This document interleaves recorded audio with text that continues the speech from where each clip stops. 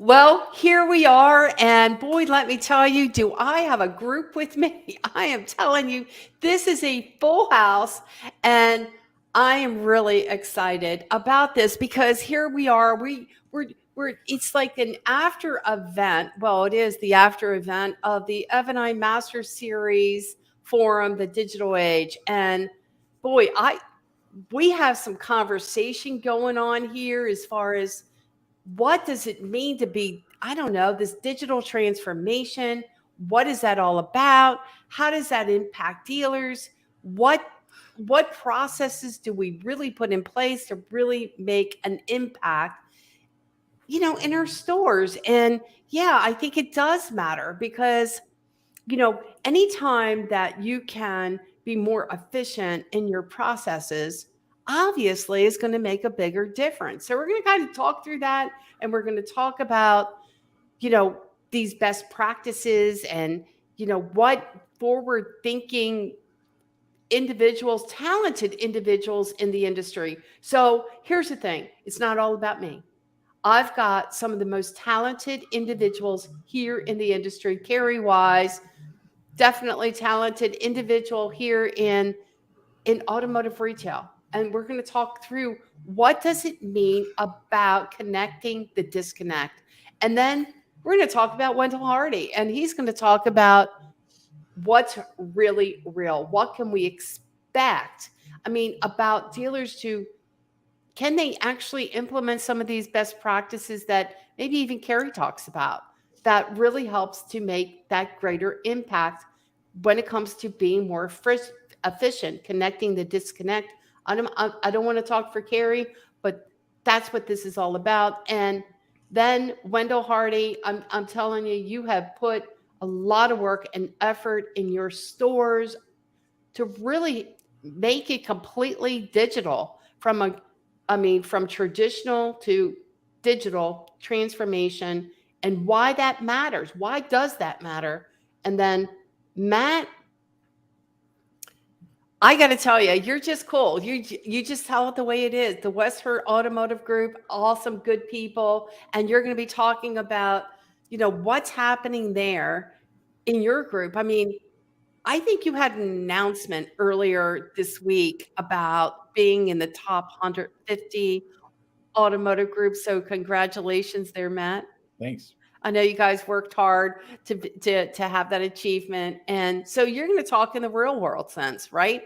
So I think that you'll lend a tremendous feedback as to what should dealers be doing when it comes to, how do we see what's going on in these blind spots to make a better impact? And then there's Steve Apicella. Gotta love Steve Apicella, the digital life cycle. Come on, it's before, right? Before, and then some are like, why do I want to show my products beforehand and then during and after the sale? So we've got a lot of good stuff to talk about. So again, great that you guys are here.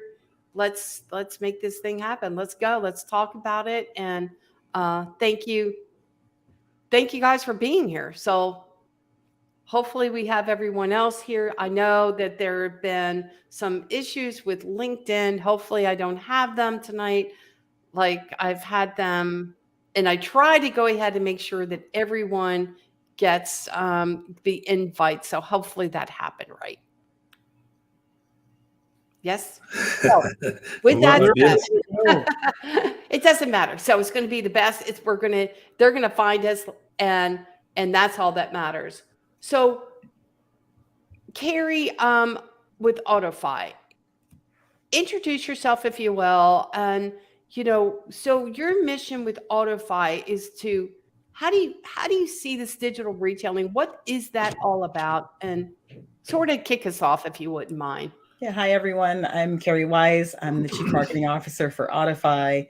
I've been working in the business for about 22 years now, half of which has been on the tech side of automotive. And, it's a complicated question. What's digital retailing? I think everyone thinks of it as the widget on your website, right? And it's a lot more complex than that. What we see is digital retailing is as much about the widget on your site as it is your process it is your people.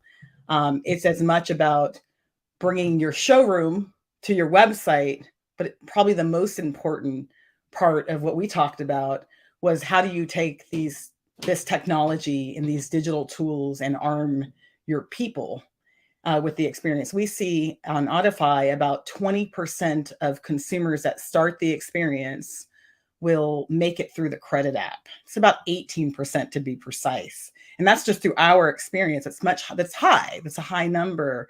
But that means that 82% are starting the experience on the dealership website and going to interact with someone in the BDC and someone on the sales team. And so it's really that in-store experience and strengthening and empowering the people with those same tools that customer can access online.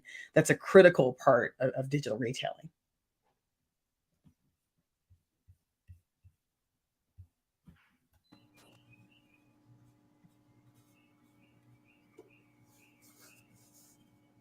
Becky, I don't know. Can everyone hear Becky? I cannot. Okay, I can't hear you. I turned that off. I'm sorry. Okay. So Matt, how do you see that? How do you see that playing out in your stores as far as how it relates to going from online and how you can create that, I don't know, that balance from online to in dealership? How does that work for you? Well, I think, we were talking a little bit before we got live here about, the Western ecosystem. We have 32 stores, so we have about 40 websites or so, give or take. A lot of the decisions that we have to make with respect to digital retailing are not ours to make. So the OEMs are making them for us in a lot of cases. And I will just say, not to call out any in particular brand, but I will say that a lot of these OEMs have been sold somewhat a bag of goods from people inventing the sales process with seemingly no impact or input from dealers. So I would just say, like, it's not all roses in innovation land. There's a lot of problems to still work through. But I think it is important. I think Kerri is correct that people and process matter a great deal in digital retail. The easiest sales pitch, though, and the one that many dealers have been receptive to, is the digital retail product that can be installed in your website, and 2 days later you're live. You don't have to do anything, Mr. Dealer, right? So I think, like, that's we're all accountable for that. Dealers, vendors, everybody's accountable for that problem, because we're all sort of pandering to the yes, trying to get a sale, where sometimes going to the gym isn't fun. You know what I mean? Like, you got to put in the work and you got to do it consistently. I think Wendall can chime in too a little bit about some of the change management they've gone through at Germain, but it's a process. So Wendall, what are your thoughts about this whole thing? Because I can't even, when I talk to you and Dora and Brian, and I'm thinking, how did they put this together? And and then I talk to Kerri and I talk about what's the real world? What is it, right? How, because it takes a lot of work. So Wendell, go ahead. Well, thanks for having me on the show. I really appreciate being a part of the panel. And you're right. It takes a lot of work. And it's not just a little bit difficult. It's extremely difficult. It's extremely painful. And I think that where we're at right now as an industry is, if you're not already doing it, I doubt you would probably start something new right now when you're already breaking all kind of crazy records and you're making more money than you've ever made. So why try to do something, new now? Let's wait until that happens. Do we need to, and do we're forced to have to do something different? And, we were fortunate, Brian Kramer and our entire team at Germain, they're very forward thinking. They're open, they're flexible, they're not setting their ways to the point of where, when we do say, hey, let's look at maybe coming down the road, and I'm going back to 2019, maybe we need to look at this digital retailing and really take it serious, so where we can do virtual, deals and all of that. And at the time, we didn't need to. It was, like I was talking with Becky, you and Matt about earlier, 2019 for us and the latter part of 2018 were record-breaking month after month, all-time, anytime records. And, when we got shoved into a position like all of us did of going, okay, it's March 2020, nobody's coming into the showrooms. People are laid off. Some dealerships can't even operate. What do we do? And it really gave us the time to be able to say, okay, we've somewhat stuck our toe in the pool with this digital retailing, this virtual approach. Now let's really kind of go, full steam ahead. And, I can tell you that Brian Kramer spent countless hours, because it's not just saying, okay, I want to go. Now you got to get the right software. You've got to get the right things to work and connect and, talk to each other so that it works. It's not just as easy as flipping a switch and pushing a button, as everybody on this panel knows. And, I don't know how many hundreds of hours he spent getting all that done. We made a lot of mistakes, and it didn't speed us up. I promise you, it slowed us down. And, coming out of it 2 years later, here we are. And it's a lot easier for our customers now. Our whole approach went from traditional advertising, the car dealer way with payments and down payments unrealistic, to where we just said, hey, we want to just go with, let's make it simple for the customer. Let's make it easy. Let's make it fast, simple, fast, and easy. And we found that it wasn't just simple, fast, and easy for the customer, but it was simple, fast, and easy for our associates as well. So that's my biggest takeaway from all of this, is just being flexible, and then having the team that says, well, instead of saying, why do we have to do this? It's, well, why not? Why not try it? Let's try it and see what happens. What's the worst thing? If it doesn't work, we can always kind of tweak it here and tweak it there, and it'll get there eventually. Well, it took about 2.5 years to be able to implement this completely digital process in your store. Yes. Yeah. And we still have pain points as well. I don't think it's, I don't know that it'll ever be 100%, there. And Right. the minute that we stop trying to continue to get it better is probably when we should get real concerned. So here's the thing. I'm just going to flat out say this. I'm just going to say it, because I'm going to tell you right now, here's what I hear. You're an anomaly. We can't expect this to happen in dealerships all over the country. And so I look at that and I'm like, God, if dealers could just understand that, if in the event that they could just wrap their head around this, that we are reducing CIT, we're reducing chargebacks, short funds, disruptions, all the stuff that happens on a day-to-day basis, why wouldn't you want to go do something like this? You know what I mean? It just blows me away. And I understand the OEM perspective, Matt, I to some degree. But at the end of the day, it's like, aren't we done with banging our head up against the wall and expecting a different result? The technology can create a more efficient process than, it just does. So why? And so many people look at this as replacing the human factor. It's like, if I've heard this one time, I've heard it so many times. Well, you're just replacing the human factor. And I'm like, obviously you guys aren't paying attention here. So can we talk through that a bit? And so Vince Bailey, 2 docs are federal that need ink. What's the solution? Okay, so maybe, but in Florida, that may not necessarily be the case. And in fact, DMV, DLR is completely digital. Yes. Well, Becky, can I jump in? So Vince's question is cool. We were talking about this before we went live about what's it really mean to be digital, and what are we talking about here? Does it matter that there's two pieces of paper that need wet signature?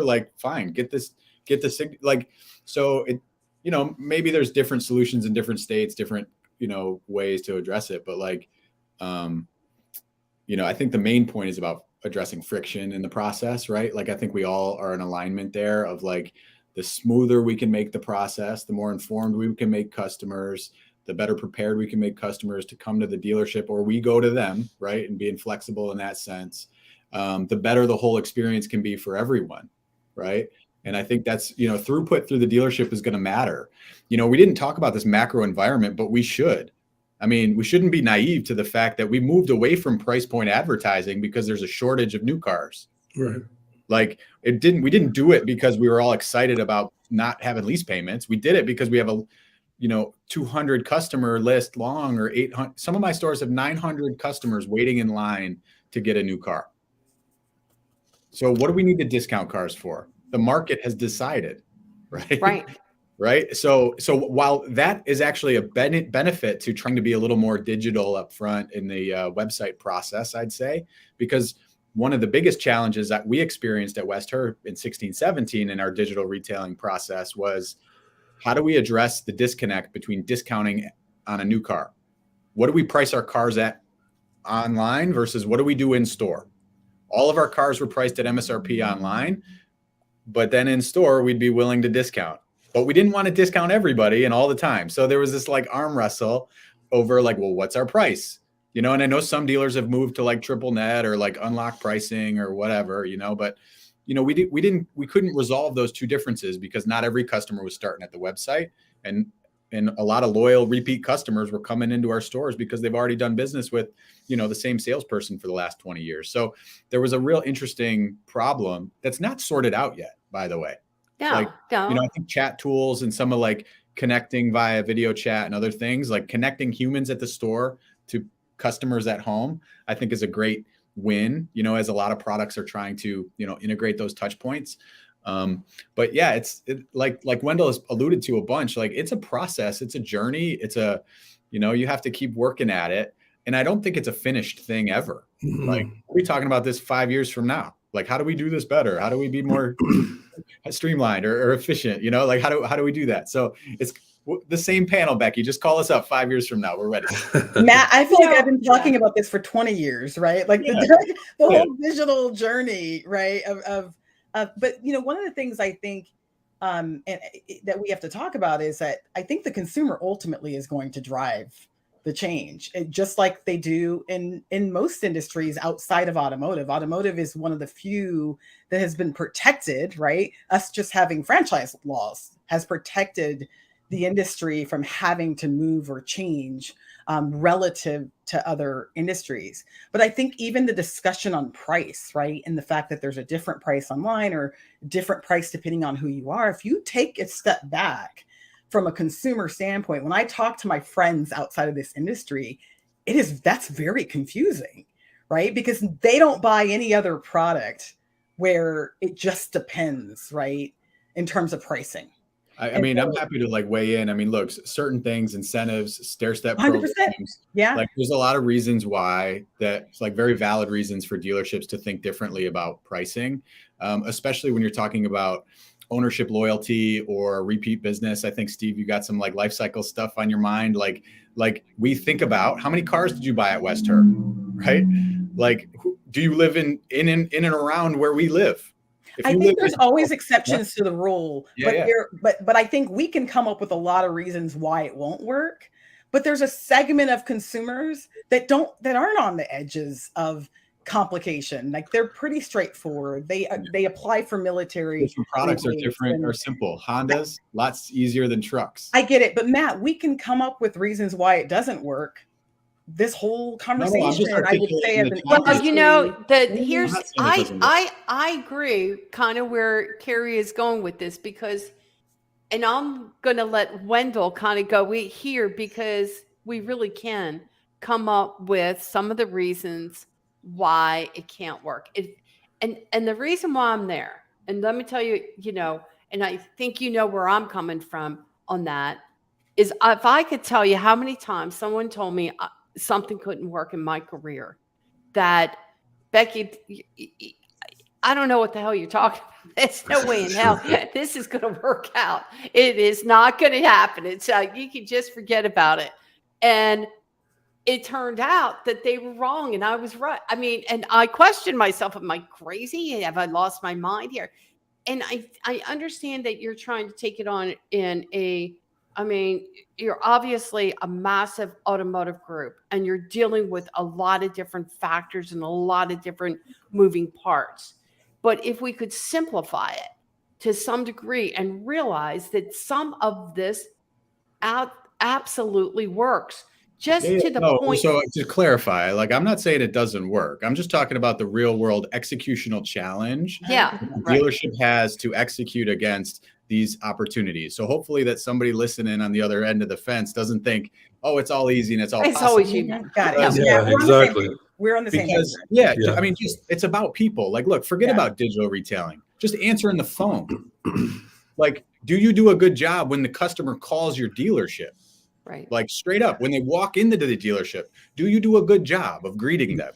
But what's a good job though? I mean, is it the, you know, to the point of the topic, I guess we've done this to ourselves. Let's just be honest. Yeah. I've been in this for 25 plus years. Yeah. And this is the same game that's been going on for 25 years. It just depends on, you know, which dealership you're at and what their practices are. And when we talk about, well, do we do a good job on the telephone? Well, what's a good job? Is a good job avoiding the conversation when the customer, or avoiding the question when the customer asks, what's your best price? Yeah, good point. And getting them in is just get them in. What's their best price, boss? I don't know. Just get them in.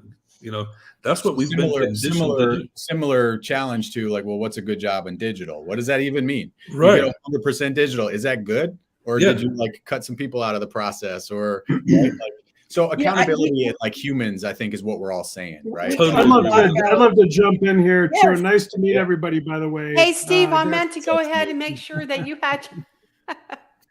No, I love the conversation. You know, our company, we're digital contributors, but we don't do digital retailing as it's traditionally known. But I'm a huge advocate for it. I think it's a really smart thing for our industry to do. But from this context, you know, digital transformation or digital retailing doesn't contemplate that the dealer has to lock their front doors. That's not what digital retailing is.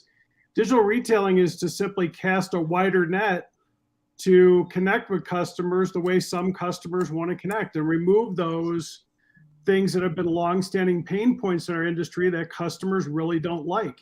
And I think, you know, from just a consumer standpoint, when most consumers don't like the current car buying process, and most customers that do buy a car don't return, we have a lot of work to do as an industry. And, you know, I think you guys, and even as a digital contributor, I say this, I think our industry is doing a lot of things right.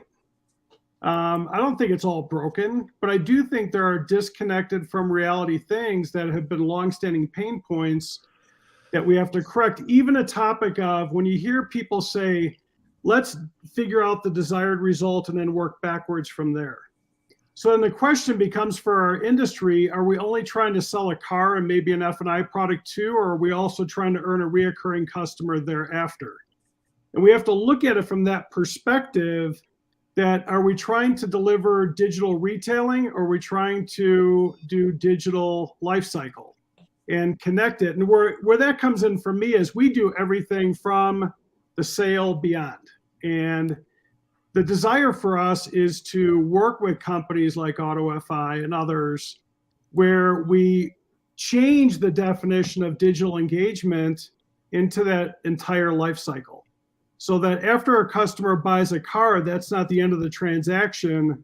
It's the beginning of a relationship between their dealer and their customer. And I think that's the greatest revenue yet to be captured, is when we remove, you know, you take a look at absorption, and the industry likes to add in things like, well, I had to come back to the dealership, so that's included in absorption. But how many times does a customer choose to go somewhere else? And no matter what the statistics are, the thing I ask the industry is, could we be doing a better job?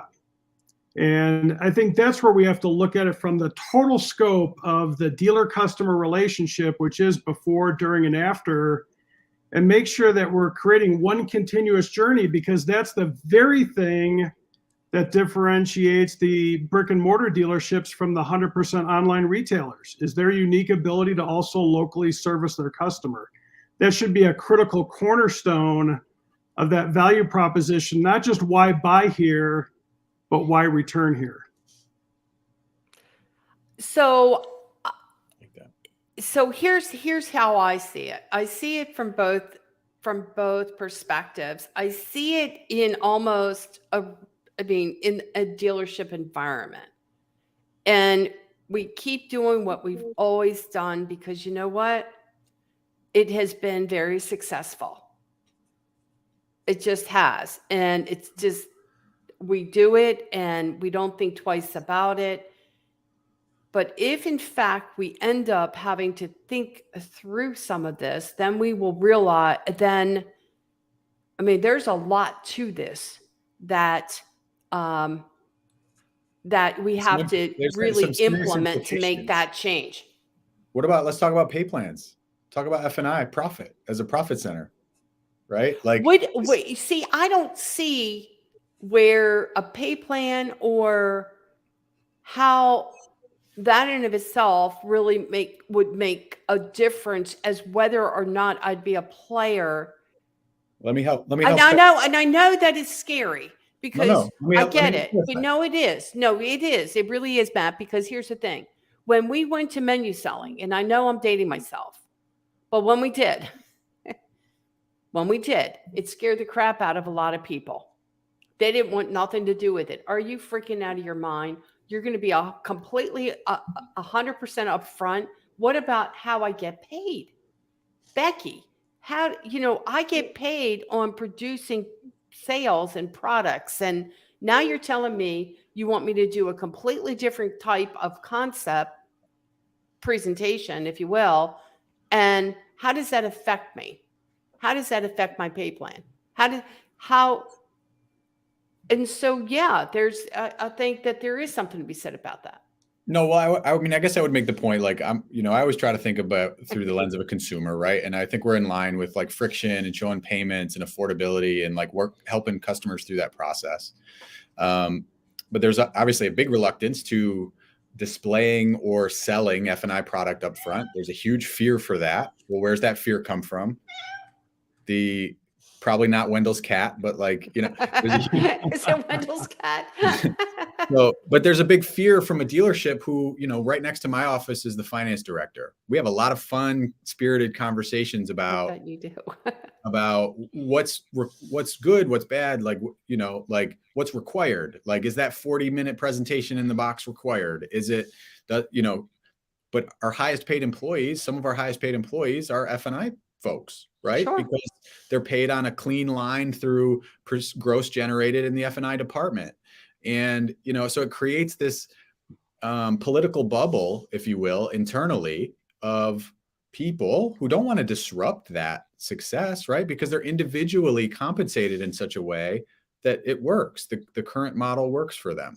And I think that's a very real, poignant topic to address with respect to digitizing your process, transforming your process, right? Like, these are real implications. Like, there's a bit of a spider web thing that happens as you start. This is the thing, Matt, that I agree with that too. It's where the in-person process doesn't have to be removed in order to adopt the digital process.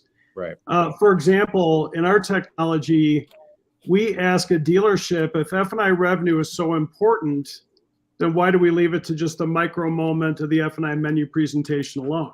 Why don't we allow access to these products after the customer purchased the car, where you can still have the F&I menu process, but you can then connect with a customer beyond the point of sale, whether that's through the service manager or directly on the customer's smartphone, to be able to see and access these products and be able to engage them after the point of sale. Well, not just that's product, where, again, rate, I think, right? Rate markup, and not just product, but rate as well. Like, rate markup, there's a huge compliance component to that, and obviously I think it was Napleton recently that just, anyway, but like, oh yeah, right. So Matt, and the other thing I would say, and I'm really trying not to, this is not about a pitch for AutoFi. I'm really trying to answer this, but I'm using some data from our platform. But on average, we see a consumer upfront choose 2 F&I products on their own before they ever even interact with the store. I'm trying to understand why that would be a bad thing, because your F&I person is going to have another second chance at bat once that consumer No. interacts. So I'm talking about it like incentives and like why people want certain things. And so like our fixed department doesn't necessarily want to be the price leader in oil changes or whatever, right? They don't talk about what the price of an oil change is online. How come? I don't know. Like, I mean, Jiffy Lube down the street does, right? Like, shouldn't we? But Yeah. they're so backed up in capacity Mhm. right now. Our service departments feel no need to sort of advertise price or like be there because we could hire 50 technicians today, right? Similarly, F&I, the F&I teams and the leadership of the F&I teams are all doing pretty good, like as it is, right? So like to your point, I don't think that anybody would really object maybe to a deal coming in gift wrapped like that. I think that's and we should all actually also acknowledge it's not 100% anything. There's nothing like yes or no. Like we're talking about a percentage of the transactions. I agree. Right? Like it's never going to be 100%. Mhm. We could all debate or arm wrestle over what the percentage is, I think, but Yeah, that's true. And not It's not- everyone gets approved online, right? Because their credit's Right. not. They need a lot more help. Yeah. They need you're right. There's no absolutes here. But it's such a small percentage that actually take the deal all the way through the process way, anyway. right. And, we're going to transact the way that the customer wants to. We're going to do business the way the customer wants to. And when, to your point, when you're talking about, F&I and, two products before they even get into, through the finance process that we have at a dealership, I think a lot of that is that, just it's time. They if they can get the majority of the work done before they get to the dealership, they're not, have spent 5 or 6 hours in the store and they're worn out and they're ready to go. They're ready to go home. They don't want to listen to anything that you got to offer, even if it makes total sense. They're just spent. The buying window is closed. So the digital piece to me, when I look at it, we're not ever removing the human element. It's always going to be there. It's just how do we make it a little more fluid for the customer? So if we can take them or allow them to go as far as they want to go through that process digitally, and then jump off wherever they want to jump off, and then finish the transaction in the store, that's great. And that's the majority of our customers. The virtual deals to where you don't see them come into the dealership at all, maybe 5% of our deals. Somebody that takes it from soup to nuts and then comes in to take, delivery of the car, 10%, 15% maybe. It's nothing huge. I think the process, our traditional process doesn't exactly match with how customers shop either. F&I being at the very end of the experience, when you look at the typical consumer who's a payment shopper, in many ways, they're using payment and that as a point of research, right? They're looking to understand what their payment's going to be when they're trying to figure out what car is for them. And most of our dealership experience does not exactly match that. Kerri, most of our digital experience doesn't match that either. So we have this bias in the industry to tier 1, super tier credit. We'd create all these defaults, which predates websites. It was newspaper advertising and whatever that did it before first, right?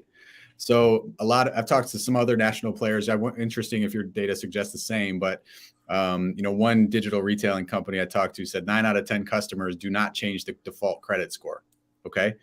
Well, 40% of consumers have a credit score of 680 or less in the country. So either the only people that are spending time on our websites have perfect credit, or it's a customer saying, maybe I can get approved at that rate. Like, I hope, fingers crossed, like, you know what I'm saying? Like, so there's this interesting bias along that line of affordability, because there are very specific budget constraints people have, right? And they're like concerned. Our websites start with vehicle first often, right? Yeah. And no consideration to maybe the challenges that might happen on the lender side, depending on the type of customer that we have. So it's really interesting that the workflow that we've already designed and we're so proud of, right, with our websites and our things, they're like fancy biased devices for tech savvy, rich people. Imagine if you shop by payment and I tell you the payment and you show me the cars, right? If it's an accurate one, right? The accuracy is the critical piece, right? The accuracy.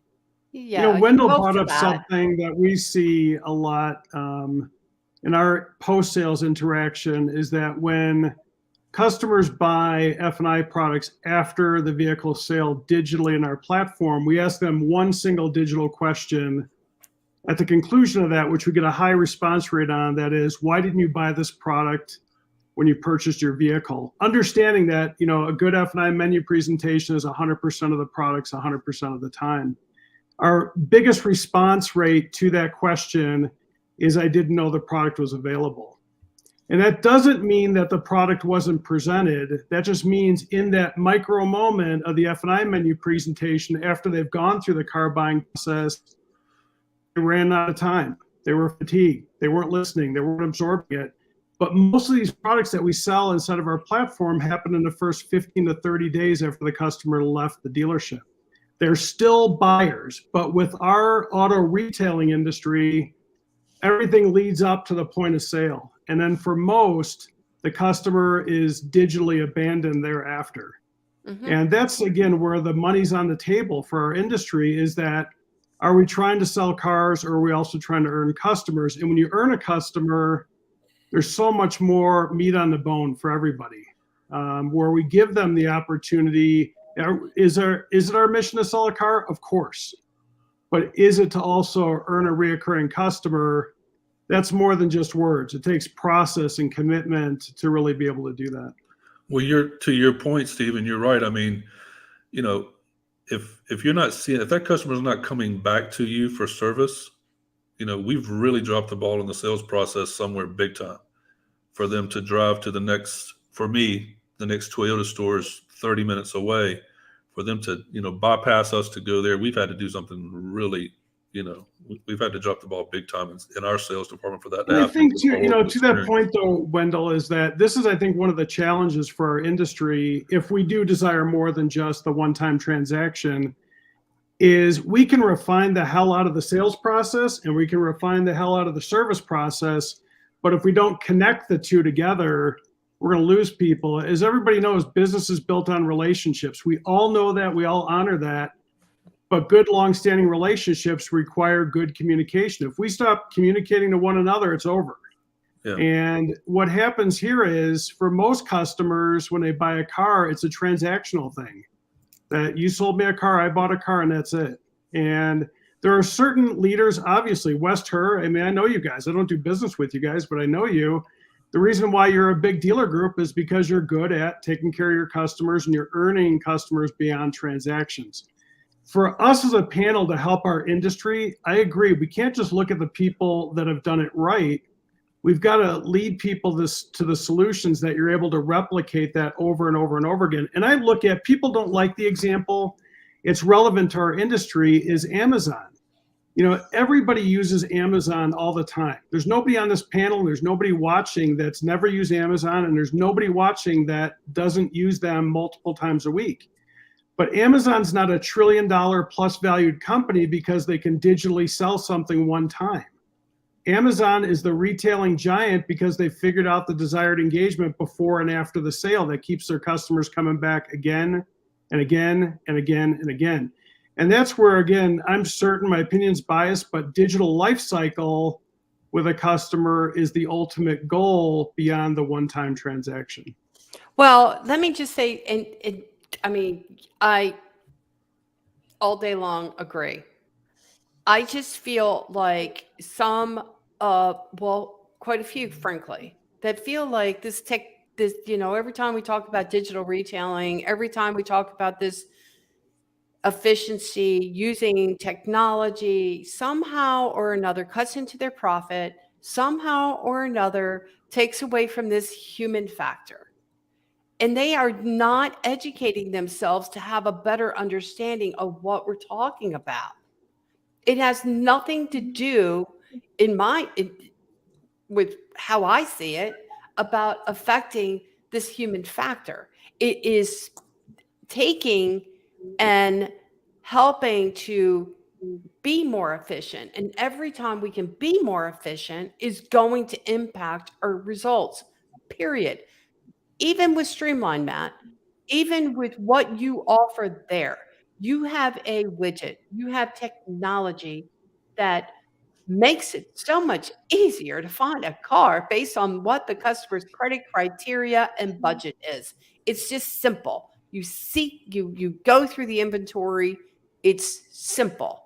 Well, And I mean, Becky, related to people versus technology, kind of, right? Like, sure. Streamline's an in-store operational widget. It's a budget Yeah. calculator and vehicle selection tool for dealerships to use. But, I think along the same lines is, as dealerships, the only thing that a dealership is, so I'm speaking to you from a dealership, the only thing that we are is a business filled with people, right? We sell a commodity. The same Corolla that I sell, Wendall sells, like, it's just people, right? And organizing those people around a process.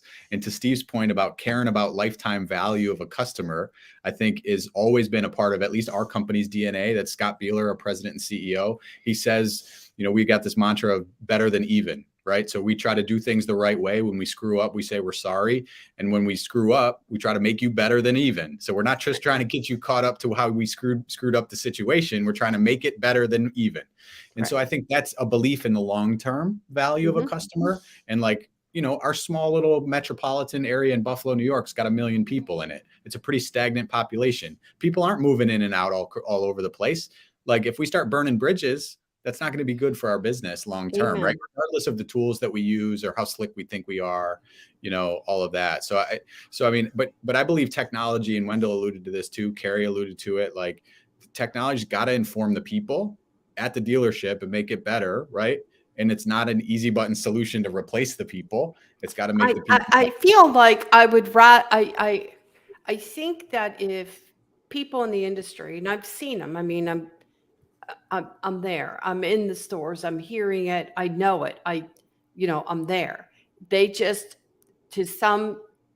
feel as if this is replacing them. And one of the things that Brian Kramer, Kerri, and in our conversations, it was more or less, well, you're doing this to replace me, and that's like not the case. It's to impact and take away the roadblocks. I think that's where Brian, right, Wendall, talks about taking the roadblocks away so we can just do what we're really good at doing. I think that's really what it is. That's the key to all of it for, I think for anybody that's embracing, digital at all. I mean, myself and Clint Fortier, we manage a group on Facebook called the Used Car Manager Group. There's 8,700 used car managers and up that's in that group. There's maybe 3 or 4 or 5 vendors. I can't tell you the percentage of people that still use a 4 square and a green Sharpie and a smiley face, okay, you win, and payment ranges and all that stuff, and have zero interest in what this conversation is about, and fighting it tooth and nail. And I can tell you it's the majority. It is. And that to me is, when you really think about you either evolving with this business, you're either ripe and rotten or you're green and growing.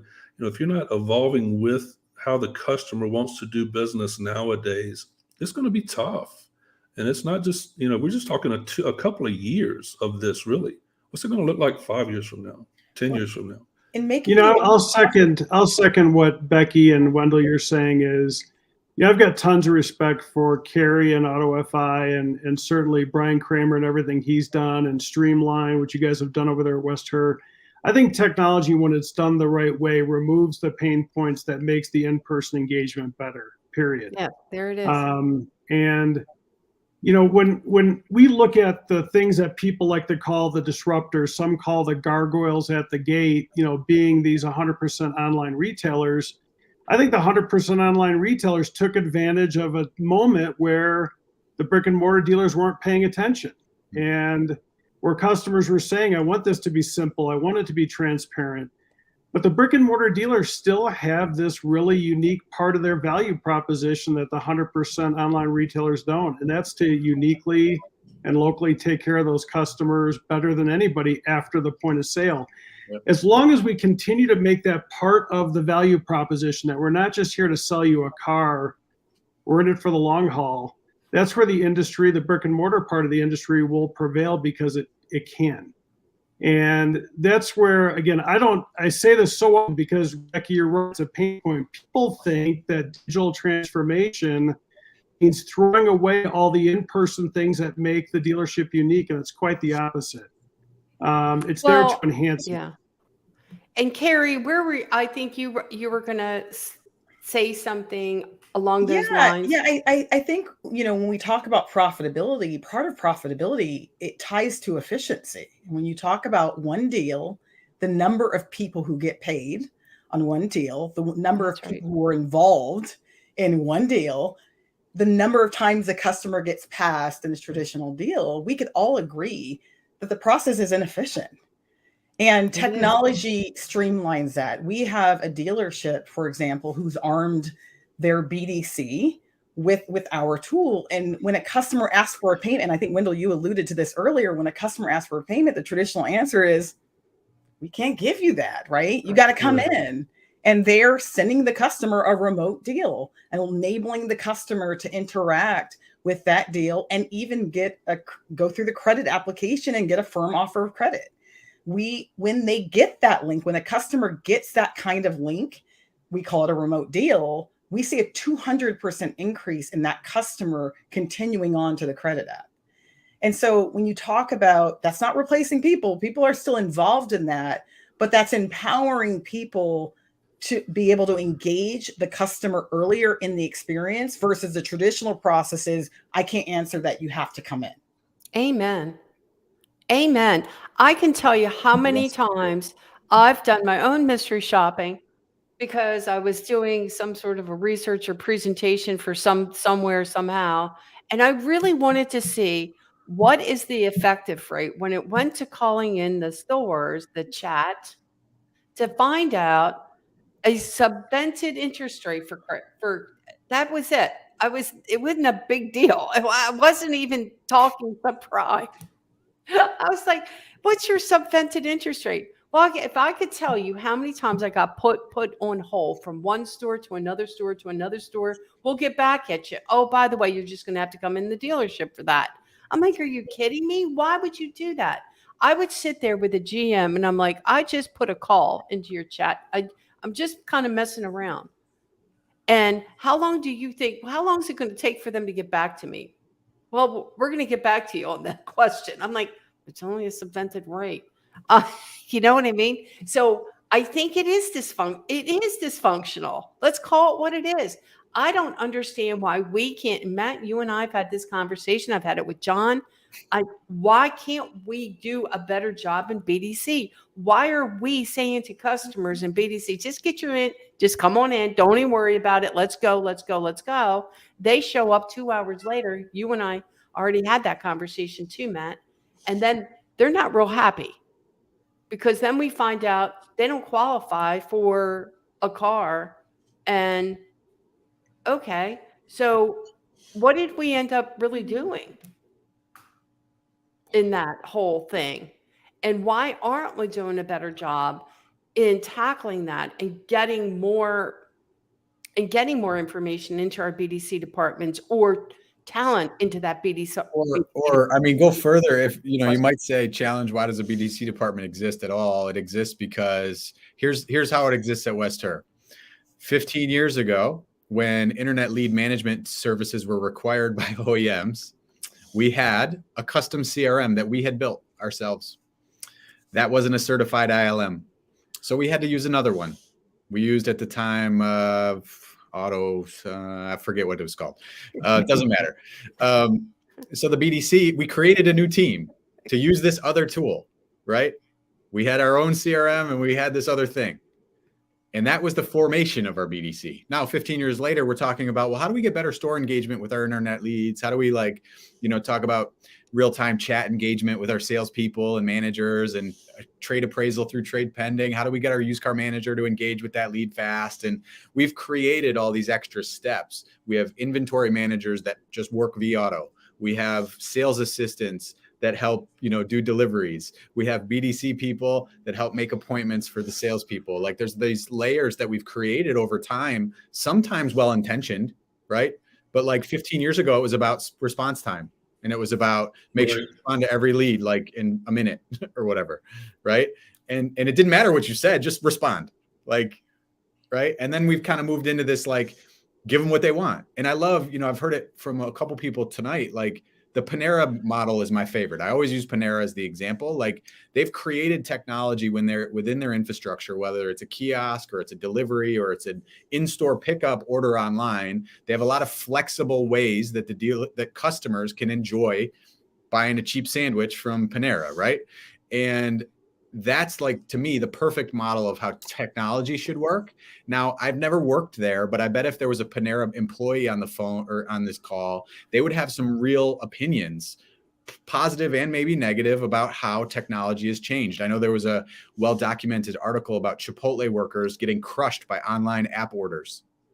Like, Chipotle workers hating their job because they're getting tsunamied with online apps orders. Now they've changed the stores. They got little online ordering sections where, like, you got a separate team of people, like, just processing the online craziness, right? So we're all going to evolve. What concerns me most about evolution, though, is, like, the real key, like, gatekeepers are pretty successful folks in the industry. No doubt about it. And so it, I think it does take, folks like Brian Kramer trying to push on the edges or whatever, like, all of us trying to have these conversations, like, can we move the ball forward? But even internally, you got to sell these things, right? Even like, I'm not the $1 million check writing guy. I got to go to somebody else for that. I won't speak for Kerri, but I'll tell you that, although we've been successful, I feel like we're just scratching the surface. We're in a little over 3,000 dealerships actively with our program. There's 18,000 franchise dealers, so we're just getting started, right? But what's interesting is it is like pushing water uphill initially. And I think Kerri can tell you the same thing, that once a dealer adopts it, we're a month-to-month subscription, and you don't pay for it until you've used it for a month. And then we do another month and another one and another one, because there's real value in what we do. But the most common thing I hear after we work with a dealer for a month or two is, Jesus, why didn't we start this 3 years ago? It takes a long time just for that mental change to happen. Yeah. Becky had a great interview with Dora, Wendall, your partner there. And, she talked about how much resistance mentally she had initially, but now that she's transformed, there's no way she'd ever go back. Yeah, I think that's maybe one of the biggest hurdles we have in our industry, is the mental transformation, that no, we're not abandoning the way we do business. We're not abandoning the in-person engagement. We're solving the longstanding pain points that interfere with the in-person engagement. And when we start to embrace that is when we start to really evolve. Well, I'll take it a step further with that. And I agree 100% with what you're saying. And I'm not saying that, there's dealers out there that don't want to, provide a digital, virtual type of an environment for their customers. I think that they just don't know how. Mm-hmm. And the beautiful part about my relationship with Brian Kramer, and then we have Jared Kilway on our team, which is, brilliant in what he does, is that we'll come up with these different ideas, and I can't go in and build these, stacks, and what software do I use, and how do I get this to push to that, and how do I get this form to fill correctly so that we're not having to bring the customer in to re-sign them whenever we tell them. All of that stuff, I think when we make it easier as an industry and it becomes easier to actually play in the digital space, I think we'll see a lot of mass adoption. But again, going back to it, we're only talking 2 years.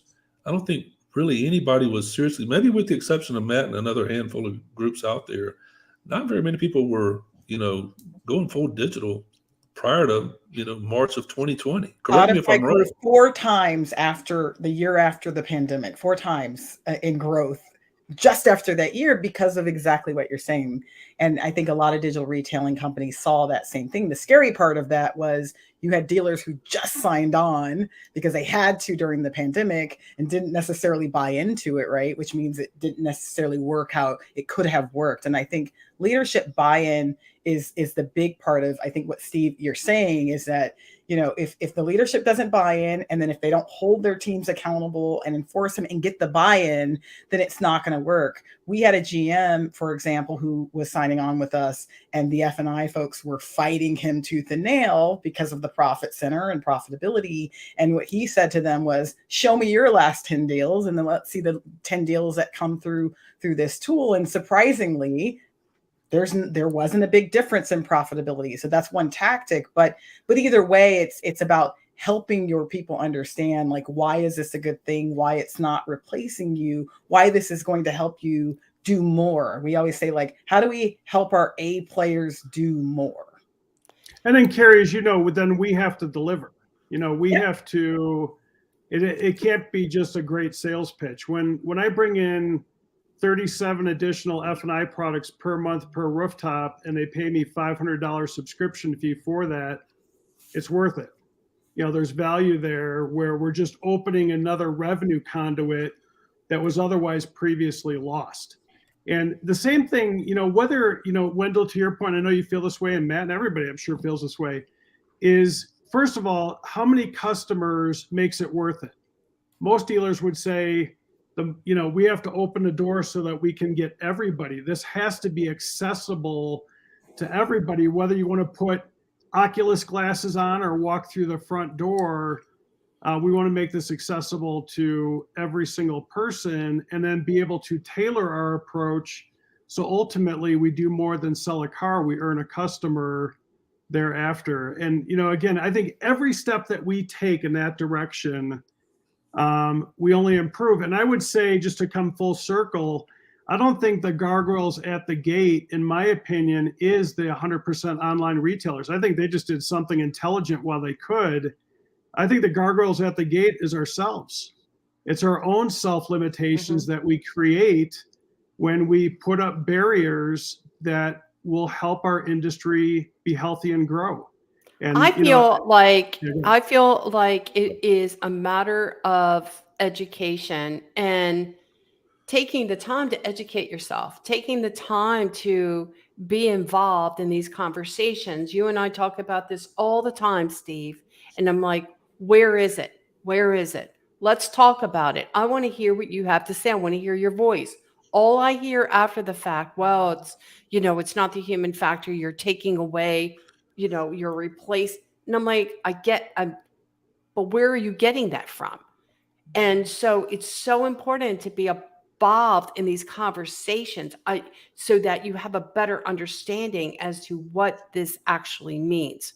And it is intimidating. Change is intimidating.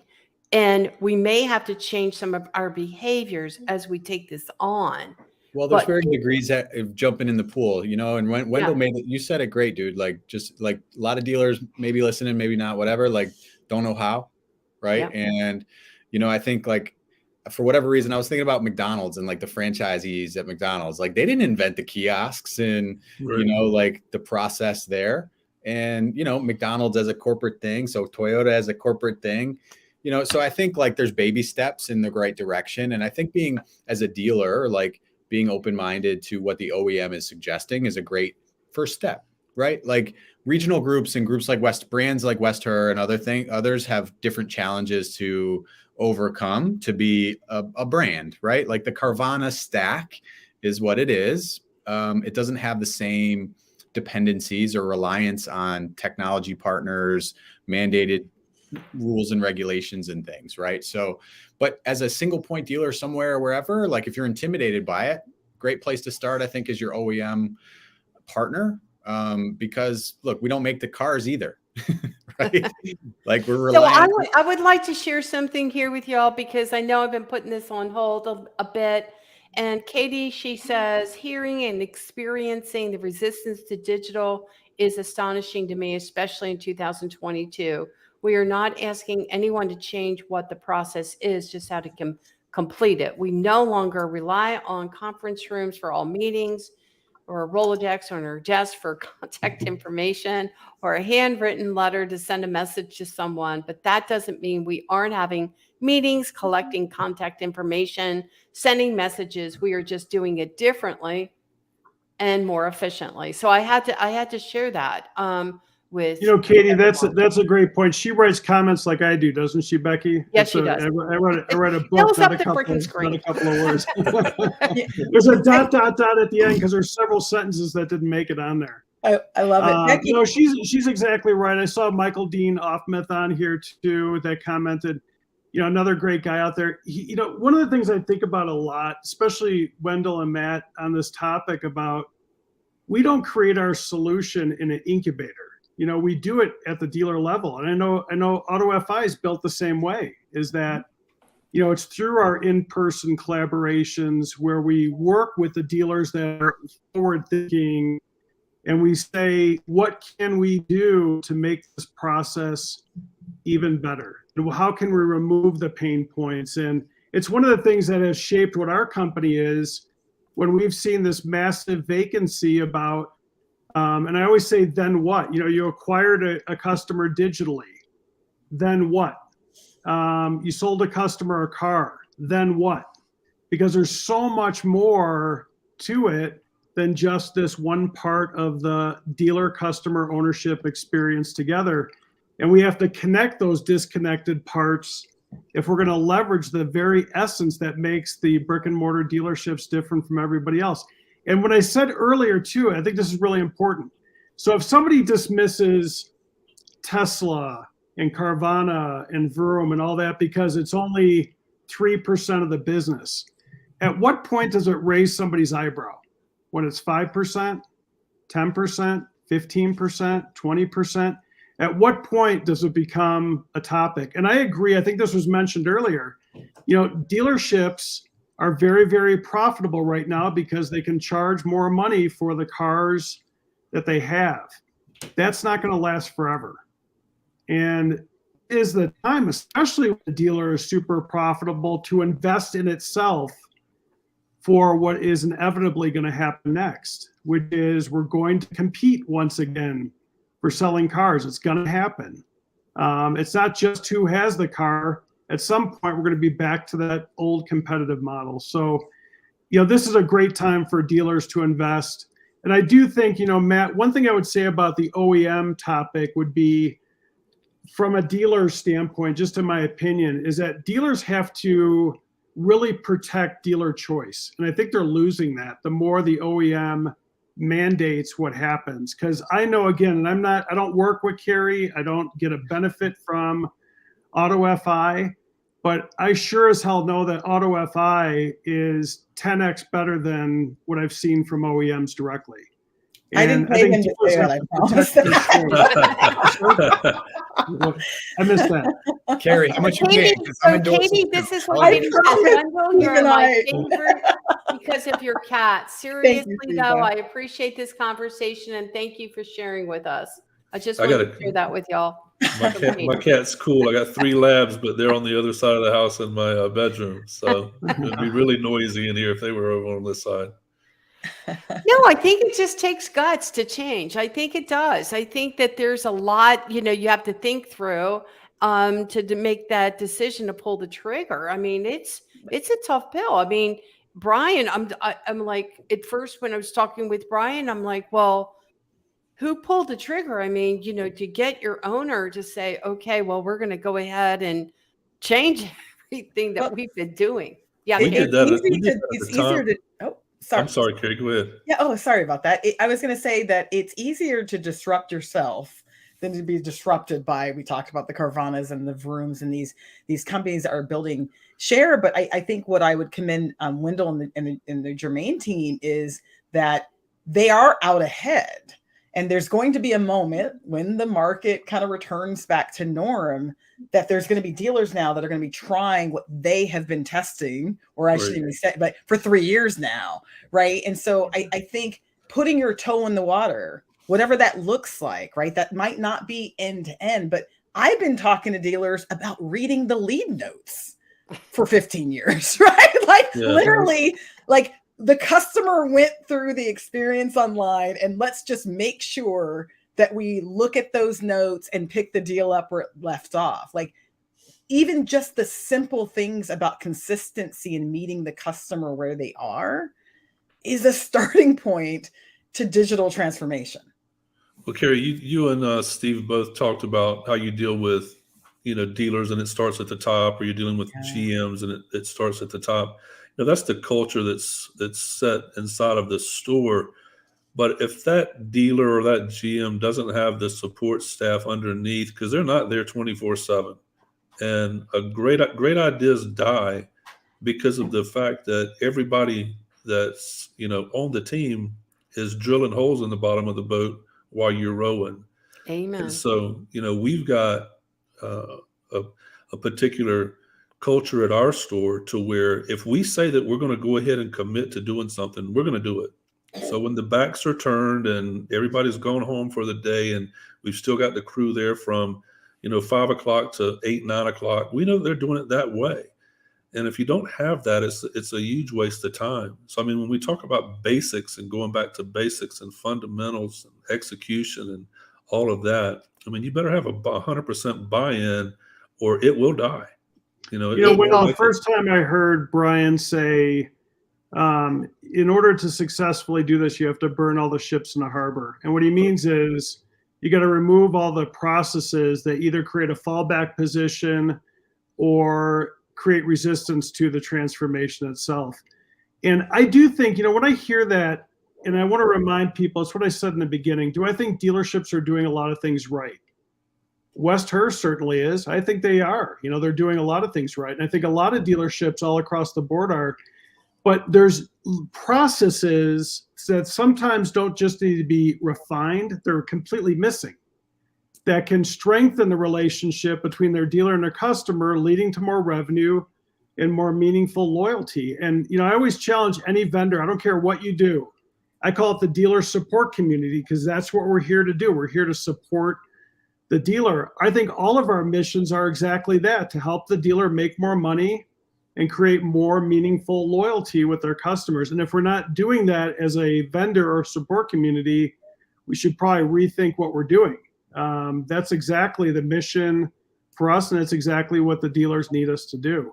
One of the hardest thing I think is when you make a decision that this is what you want to do, that you do it, that you implement it. And it's really very difficult to do. And I can feel where Wendall is going on that, because I can tell you how many times in the stores that I've been in where we've kicked things off and processes off, and that, we're, it's like we all agree, and we all agree this is how we're going to do it. And darn if we're not getting, it's not. And I'm like, no, I was in the same meeting.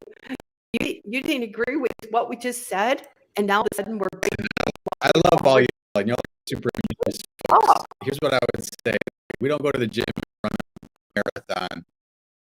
First time we go to the gym, but I look at innovation as a process and continuous improvement, and do the thing that you can do. I've talked to a lot of dealer groups that don't share used inventory. What a mistake that is. Figure out how to share your inventory amongst your stores. What a great step that would be forward in terms of improving your process. Get a champion in the store, pilot it with a certain segment of people. Maybe it isn't going to be everybody in the store, but you're going to pilot it with this champion. But I just think baby steps, right? It takes 30 days to make a habit or whatever, all of that kind of stuff is find the thing that you're most excited about. You can't break the barrier down with F&I. Cool. We'll talk about transparent new car pricing online. I don't know, whatever. Pick your thing that you love and, make a little baby step. Exactly. Well, that was one of the biggest, things too. I just couldn't get over it. And I'm like, why wouldn't you share your inventory? What are you talking about? Why wouldn't you want to do that? It just made a lot of sense to me. So I have to leave, everyone, but have fun. I know. We great conversation. I think we could have gone for 3 more hours. Thank you, Kerri. No, we're going to close down in a couple minutes, but thank you so much, Kerri. And I really appreciate you being here. Thanks, and before you go, Wendall, you are my favorite because of your cat. Oh, she already talked about that. Sorry, you can go now. Anyway, so I wanted to, that was great for Kerri to be here. And I certainly appreciated her, her being here. But I just feel like this is just a part of the beginning of a conversation that we're going to be talking through, because I just feel like anytime we can be more efficient in what we're doing and how we do it, and maximizing profits because of it, just makes a whole lot of sense to me. Why, work smarter, not harder. I like that idea. And, when Steve Apicella and I met, I don't know, 3 years ago or whatever long it was all about automating this after sale process. I was like, I'm over banging my head up against the wall. No one's doing it. We're not getting out there after the fact to revisit with that customer, to get back in front of the customer, because not every customer is alike, and not every customer is going to buy that product and at time of sale, at that micro moment during the menu presentation. And let's face it, they're not. So what process do we have in place to get back in front of the customer? And it's like, somebody else is doing it. Someone else is making a big business out of it. And they have access to the public records the minute the customer buys a car. But yet, can I throw something at you to something real talk I was talking about today? We were talking about friction with lenders and stipulations, proof of income specifically. Well, I'm sure that's happening. Well, there was an example of a deal. There was an example of a deal that we delivered at a certain rate. The rate was 12.9. We are aware, based on other lenders and other programs we're aware that this customer could have been down the road at a lower interest rate, right? But the F&I person didn't do anything wrong per se, but POI was part of the call and didn't feel like getting their pay stub. So they go out at the higher interest rate, and what do we care? We get our 2 points, whatever. But the point is about we as people got to challenge our whole stuff. We got to be honest with ourselves about what happens, right? And don't tell fairy tales, right? Be accountable, be honest, and be real, and understand why. That F&I manager doesn't really have any financial incentive themselves to work that much harder to get the lower rate, right? They have an approval. It's at a little higher rate. They get the full markup, whatever. They don't care, right? And so it's interesting. Those are the friction points that I think Brian talks about a little bit, really identifying these types of areas in your business that there's interesting challenges to that. That might that's a culture thing though, isn't it, Matt? I think human beings. No, I think human beings are path of least resistance creatures just by design. So I think we are building businesses with rules and processes within them that human beings are manipulating to their pay plan, right? But a lot of banks that got loose. Benjamin's saying don't deliver the car until you see POI. Well, a lot of banks got loose and waived POI. They don't care right now. They're desperate to put money on the street. So, that's a climate. What I mean by the culture thing is that, if the mindset at the dealership is, to Steve's point, and he's been, hammering this home, since we've been on this call, is, do you want to sell them one car? Or do you want to have them be a customer for life? Sure. So if they're leaving it because it was real easy for me to write that deal at 13% because I know I can get that, real easy, no problem. But if I were to work it, I can get it at maybe 7%. What does that change for the customer and, their expenses when we're in the times that we're in right now, where every dollar counts? For sure. So, I believe that. I think it was brought up earlier, maybe before the show, but sometimes we can argue about statistics, and certainly in the dealer support community, we like to use statistics that substantiate our position, right? I think no matter what your actual truth is, the question is always, could you be doing better? How good are you in F&I, but could you be doing better? How good are you at service absorption, but can you be doing better?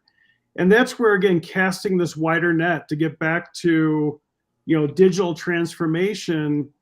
I don't think this is about abandoning the in-person engagement. Quite the opposite. It's about how do we cast a wider net before, during, and after the sale that brings as many customers back to that dealership over and over and over and over again. And there's where, again, I'm certain our industry can do a better job. We're looked at very transactionally. You sold us a car, we bought a car, and Wendall, to your point, it's it's happening right now, and there are leaders that are pushing against it. Because you can mark a car up above MSRP doesn't mean you necessarily should. Customers are going to remember that. You know, I heard somebody recently say that when a customer comes into a service drive, as overwhelmed as service drives are, and says, "Hey, I'm getting ready to go on the road to vacation. Can you check my fluids and make sure my car's roadworthy?" A good dealership should say, "We'll find a way to make that happen. We want you to be safe. We want to make sure that you're on the road, even though it may not be convenient. Maybe there's a higher paying job in front of it, but by doing that, that customer is very likely to come back again and again." We've talked about it. Everybody knows it, that whether it's your next trade-in or your next purchase, that reoccurring customer value has way more in it for a dealer than just whatever the dealer makes in that one-time transaction. That's just, it's just so hard to drive that home to the majority. I mean, your upper level managers get that because they're not planning on, I'm going to be here until the next best thing comes along, or I'm going to be here until, I go to another dealership in a year or 6 months, whatever the case may be. So when I was saying what I was about culture to Matt, I mean, that happens in our store too. Not everybody has that, there's no right way to do the wrong thing type mentality, know, and you've got, if you're really looking at it big picture wise, like we should all be looking at it, and how we believe that all of our, teammates are viewing it, we got to be honest with ourselves and say it's not happening. To your point, Steve, it's not happening 100% of the time, and it should be. But that's that coaching and continuing to set an example, and working through all the little hiccups that we do. And we've had, all of us have had, the industry since we've had processes from day one. Now we're watching processes and technology kind of slam into each other, and we're trying to figure it out. I mean, and that's a good way to put it. I look at it from boots on the ground every day. Part of my job, one of my responsibilities is, if there's upset customers, I have to deal with them. So the emails that I receive, the feedback that I get from the customers, the phone calls that I get from the customers, it's totally different now than it was 2 years ago. It's totally different. And I'm going to tell you too that, Becky, thank you for putting this together. The event last week was great. And I particularly, even though I'm part of the dealer support community, without these guys, Wendall and Matt, we don't exist. And it's not just because of dealerships that have adopted us.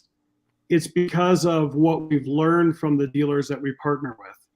And that's what makes these solutions more and more and more valuable. You can't make these things without the consideration of what these guys are talking about, which is the real world. When the rubber hits the road, how does this really work? And Exactly. I think our job as a support community has to be removing the perception that digital anything is there to remove the dealer's in-person personality. That's not what I'm doing. I have no interest in doing anything but amplifying the things that already make these dealers great. So you're right. Okay. So my thing is in dealership, I also have I know what's going on in the stores. Okay. So I can talk to Matt. I think I can definitely talk to Wendall and understanding the struggles. I mean, is implementing this type process and implementing a process is tough. I mean, you say we're going to do one thing and the next thing and I think that, we have to make it intense, that we understand what we're doing, why we're doing what we're doing. It takes everyone to create that impact in the stores. I'm in the stores. I have been through this. I have been through this with AutoNation. I have been through this from the mega stores into the new car stores, from there to when I founded my company in dealerships all over the country, when we're talking about menu selling, let alone where we're at now. And we're just like, and like I said, in the Ev and I event, we're 25 years ago, we implemented menu selling in those stores, and we revolutionized, like it or not, how Ev and I was going to get done. It did. And everybody and their mother said, you can't do this, Becky. Are you out of your mind? Yeah, I get it. It's going to work in the mega stores, but it sure is not going to work in the new car stores. Our customers are different. If I could tell you how many times I heard that from one store all over the country, right? Our customers are different. It's not going to happen. And here we are now. We're talking about streamlining a process, meeting customers on their terms. It wasn't any different when I met a customer at a kiosk in the middle of a freaking showroom, having to present this 8.5 by 11 sheet of freaking paper that had base payments on it. How is that any different than what we're talking about? It's not. It's not. And people were freaking out. Like, Becky, what kind of Kool-Aid are you on? Don't you get back in the box? There's no way in hell this is going to work. And that's the reality of it. And here we are now, and we're trying to, I guess, dance around it to some degree, because it takes work to implement. It took a lot of work. I'll tell you right now, it's probably why I got a lot more gray hair, because it took so much freaking work to make it happen. But it was a belief system. It's like, first of all, how is this going to affect my pay plan? How is this going to affect how I do what I've been trained to do all my life? You know, one of our installs last week, Becky, that we did, the dealer principal, as we were installing, was mentioning, you know, this is something you should have started years ago. And he said, Steve, I know that it was a crappy process, but it was the process we knew. And you know, that that process is better than no process. That's right. Right? Yep, that's right. You got some sort of something going for you. But if you sit there and, I guess, you know, I think Brian Kramer talks about create team. I forget what he calls it, the skunk team, whatever team that gets together and they talk through this process. I think that's the game changer. It's not about me. It's never going to be it's our ideas together collectively that we make a decision as to how this is going to affect a bigger change. It's the little things coming together that make a greater impact. It just does.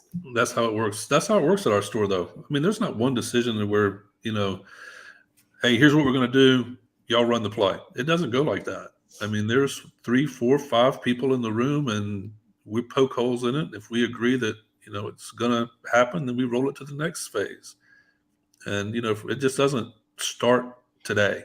You know, it takes time to really vet it before you put something into play, if you want it to last. Because if you don't have the buy-in from the, you know, at least 90% of the crew, it's just not going to work, no matter how good the idea is or how good the product may be. Well, I mean, I 100% agree. And you know, look, the propaganda of our industry, we spent an hour and a half or whatever talking about digital retailing, right, as a thing. There's so much opportunity for dealerships to execute all over the place in all sorts of ways.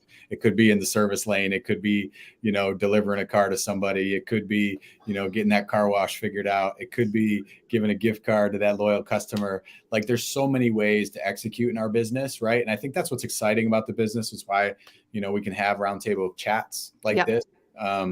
There's no magic bullet. There's no one size fits all. You know, accountability, culture, you know, inspect what you expect. Like, all of those things are true.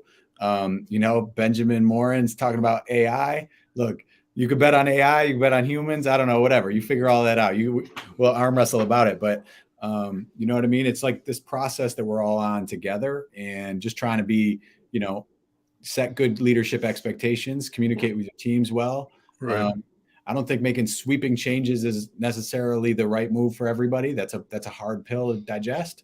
So if you set a vision of where you're going, and then you got a plan to like baby step your way to that plan, I think that's a great way, right? Like, and we're, as leaders in the business, like, it's on us to like have a vision of something, right? And be able, don't just go chasing shiny widgets all over the place, right? That's not gonna make anybody feel good. But no, I think you're right. I mean, I get it. I mean, right. You know, I'm not trying, this is not about me affecting change in as a whole. But it's conversations that lead to hopefully other dealers that are thinking through do I put some sort of implement some of these processes in our dealership? And when I do, how is that going to affect our people? How does that impact what we're doing? And I really hope that that's what's happening when they view these conversations. So I'm not looking to change, any, but maybe it's the little steps that you take that can make a big difference too. But if you just sit on the sidelines and go, well, you know what, I'm just going to go ahead and wait this freaking deal out, okay, maybe it's a little step awareness, that we take Becky, that makes a helps, big and difference. debate helps. Yeah, I often say that I don't just talk to people that are like-minded. I talk to naysayers too, because Oh yeah. I want to learn, and Fresh I want to be able to navigate that and be able to hopefully inspire people to. Evolution is always occurring. The customer didn't change because of the pandemic. The customer is always changing. And it's our responsibility to make sure that we're doing what we can to strengthen the industry we love and make it better and better and better. And that's me saying, I already think it's a great industry, but there's always room for improvement. I do too. I mean, absolutely I do. I've seen so much, like even, with Matt's Streamline. I've watched that whole thing go down in your group, and how it made a massive change. I mean, serious, right? I mean,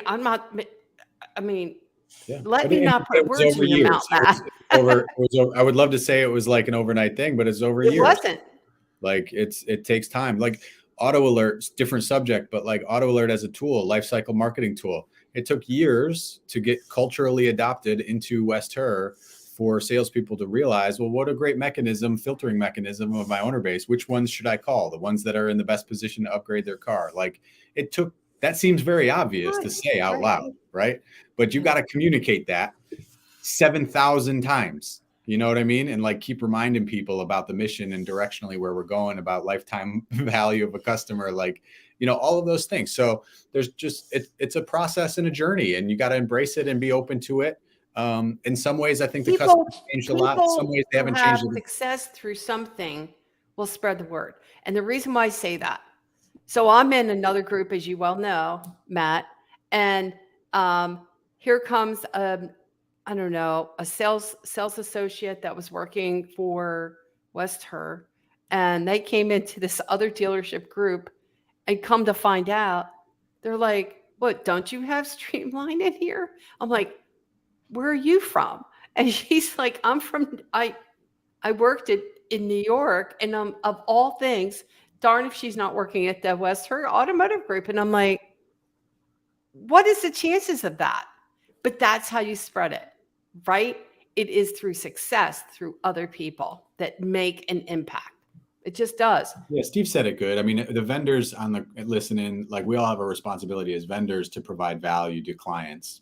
If you're not doing that, then, Prodigy or Upstart or whatever, they got to continue to deliver and innovate. Like it's not like set and forget it. They got to take dealer feedback and they got to keep working at it, and they got to keep improving and refining. And we all share in that responsibility. The dealer themselves is probably not the one coding the product or service or widget for you, right? It requires somebody else to do some of that stuff. So this is all a journey for everybody to work together and be respectful of both sides. Amen. Right? Like be respectful of the vendors, be respectful of the dealers, be respectful of the OEMs that are trying to figure it out too. Like nobody really knows. We're all just trying to figure it out to the best of our ability, right? No, I absolutely, I totally agree with that. And Absolutely agree. I don't think that I sure don't want to be the one that thinks that I can reinvent the wheel. That's for sure.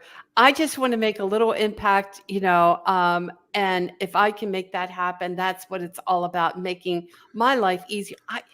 There's something about me. I like to work smarter, not harder. That's just me. And, so when we talk about, remote deliveries, when we talk, why not e-contract? Why not get rid of it? Why not get funded right then and there? Why not? Why not get to that customer sooner rather than later? I've always been about that, Matt. John Schultz will tell you that until the cows come home. That's how, we talked about that because I want to find out more about that customer sooner rather than later. And you have other dealers who are like, well, why do I want to go do that? Well, because the sooner you find out about somebody, then you know what you've got to be able to work with to go ahead and put that customer on the right car that they can afford, and that we can obviously, it's a win-win situation. Let's just put it that way. So we have, Becky, and if you don't mind me saying here before we wrap up, I mean, you facilitating a conversation like this, and then being a consultant where you can be a digital transformation guide for a dealership and help illuminate what's available and how to do that in the least disruptive way. We use this word disruptive all the time, which is almost counterproductive because people think disruptive is a bad thing. And what we're doing is when people say disruptive, they mean disrupting the status quo, disrupting the things, the long-standing things that have always been there, that there's a better way to do it. And it's a connotation that a lot of times people think, well, geez, I don't want to be disruptive. That's problematic. No, it's removing the disruptive things that limit the dealer-customer relationship together. So you do a great job with that, facilitating conversations like this and then being a resource for our industry to navigate how to do that in a productive way for the dealers that aren't just doing it themselves like Germain. They can bring your expertise in to help them navigate what this represents and how they can truly evolve and continue to make their great company even better. Well, I tried, that's what I try to do. So it's always been about more or less like concept, understanding the concept behind it, why it's okay to, let the customer do fact finding online earlier on, why we don't care. It's like, let them have that information earlier on. I'm good with that. But, and then from there, why it's important to dial in sooner rather than later. What is the benefit behind that? Why wouldn't I want the customer to have some idea of what they can actually afford or some sort of affordability, and based off of some realistic, it doesn't even have to be obviously hard inquiry. But I am about a soft, and I'm not going to go into this whole thing about soft pulls and that sort of stuff. But I'd rather have some sort of idea of what I got myself into here, because it just makes it makes sense. So yes, I do try to help a dealer have a better understanding how to meet those objectives, how to make a greater impact, and obviously when we do, we're going to sell more cars and we're going to have happier customers. That's my thinking on that. And the metric too, Becky, and obviously Germain does this, the West does this, is a lot of the industry measures success by the number of cars we sold or the number of ROs we opened. But great organizations measure how many customers they earned. And this is, again, it's not semantics. There's a big difference between the transactional benchmarks and the actual lifetime benchmarks. And Herr would not be the powerhouse it is, and Germain would not be the powerhouse it is if they were purely a transactional company. They see deeper into that, and they're in it for the long game, as every dealer should be, beyond just that point of vehicle sale. I here again, anytime that you can make a greater impact, first of all, reduce the time it takes to put a car deal together and make an impact, it's always going to create a better customer experience, which creates more customers, which is more of a win-win situation. Anytime I can take away the hassles, buying a car, I think is worthwhile. It just is, and utilizing the tools to make that happen. When I saw Dora, when I saw Dora come out and meet with the customer in the showroom, I mean, that was really cool. I mean, and that's doable. That's something that we can take home and know that if in fact we decide that's the direction we want to go in, understand there's a lot of work to be done when we do it, it can be done. So, anyway, so I know you guys are, thank you for spending this time. Matt, thank you for going over about 24 more minutes than I told you had to go over, but you are super awesome. And I appreciate the realistic perspective. That's the reason why you're here. This is the real stuff that's going on in dealerships. And that's why it's important that you're here, Matt. And Wendall, I tell you, I have the utmost respect. I know Matt does as well. And, but yeah, so these are some of the challenges that we face. These are some of hopefully, who knows where this may take us. And Steve Apicella, I want to thank you for being here, because I know it was kind of tough for you to be here. He had this thing going on today that it's just a miracle that he's here. So I'm just saying, thank you, Stephen, for being here. Wendall, you're awesome. I can't wait to go to your store. Hey, I can't wait to see you. Thanks for having me. Well, my pleasure. So, let's do this. I've been promising these guys I'm going to go to, of course, Naples, Florida. What's not to love? It's miserable down here. I think I could hang out Becky, there there's for a lot. days. There's a lot to learn from both of these guys in their groups. Absolutely. I mean, they are amazing at what they do, and they're leading the way to help teach our industry what it means to earn a customer beyond a one-time transaction. There's a lot to learn here, no doubt. And you mentioned it earlier, but West Herr's position in the industry has really increased, and that's not by mistake, for sure. Yeah. No, and definitely. There's Brian Kramer too.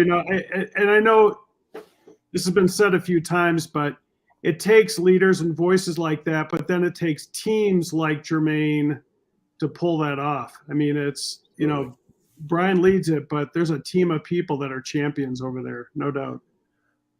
It's a lot of fun, that's for sure. And he's, he preaches exactly that, culture and trust. And that part, it's not something he just preaches. It's something that he actually, he lives by that. That's what he's all about.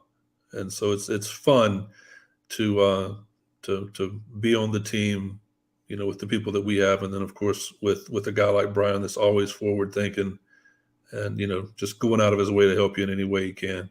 He gives a lot of his time, which is really awesome. It's cool to see. He's phenomenal. I mean, he really is. I mean, it just takes some guts, is what it takes to get there. I mean, to be there and make that decision and stick with it, because that's one scary decision to make. Can I say that? Mm-hmm.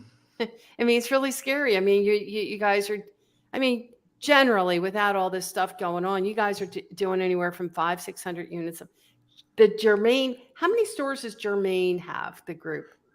Well, you have three brothers. Two of them are now actively still in the car business, Rick and Steve. I'm not sure how many Steve has, but Rick's got the two in Naples, and then he's got 13 in the Columbus area, and then Steve's got 3 in Naples, and then he's got, I don't know how many he's got in Ohio and all over the country. He's kind of expanded out a little bit more. So Dora told me they're all for the most part completely digital. I also just had a conversation today with a major automotive group in the Washington, D.C. marketplace, and they're completely digital too. Yeah. So it's not completely unheard of.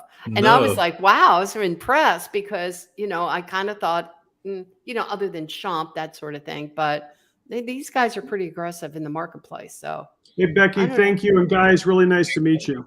Yeah, thank you, guys. You too, Steve. Guys. Thank you. It was a good conversation. Matt. I could go on forever. All right. Thanks, thank guys. you. Great chat. Have a great night. Matt, thank you so much. I appreciate it. And thank you for participating in the F&I Master Series Forum. Hopefully I can get you back again when we do it again.